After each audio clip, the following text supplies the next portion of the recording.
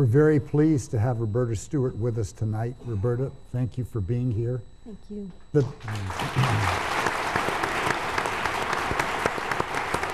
The tape ends in sort of a cliffhanger. Tell us what happened next.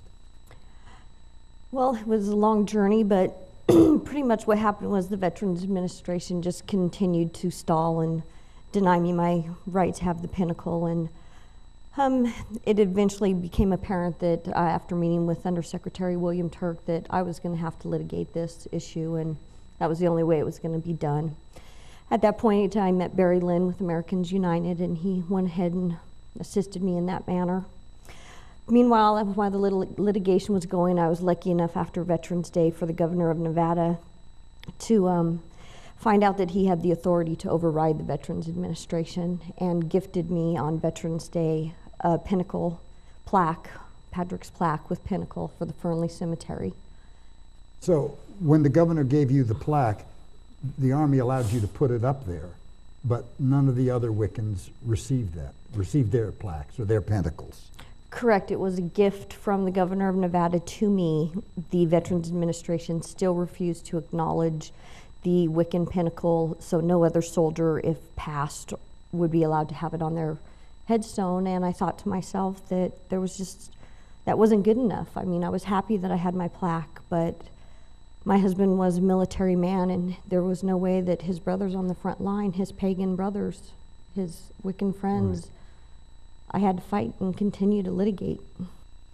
In the video, you said that you felt that you were upholding the personal religious views of our president. What did you mean by that? Well, during litigation and the discovery process, we unraveled the evidence that we needed to get the Veterans Administration to settle with us and not go to court. As Barry knows, we had boxes and boxes of documents, and we were blessed enough to find the evidence that trailed an email back to the White House from the Veterans Administration quoting President Bush's speech from 1999 when he said that the Department of Defense should not recognize witchcraft, not allow our Wiccan and pagan soldiers to practice it on base, and that he did not believe that it was a faith. And the VA indicated in those emails that they were upholding the president's personal views. The American Legion Convention in 2007 was held in Nevada, and the president wanted to meet with the family members, survivors of persons who had been killed in Iraq and Afghanistan. A lot of people were invited. You were not invited. The press got a hold of this. They started to make some calls and write some stories. And the next day, when you were on my Culture Shocks radio program, you had a pretty stunning announcement to make that I completely unexpected about a phone call. Yeah, I was quite shocked. I was actually in the middle of the entire media spin of, did President Bush snub the Wiccan widow again? And then there was a secretary and asked if I was available to take a call from President Bush himself. At that time, I was doing an interview and needed to finish it, so of course I needed to return his phone call.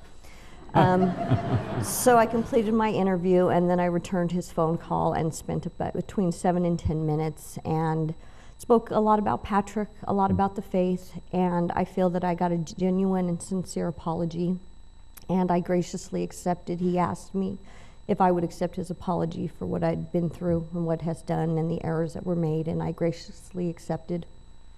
And that closed that chapter to my life, and I had finally honored my husband, the rest of our faith, and hopefully paved the way that no other widow will ever have to be discriminated against again.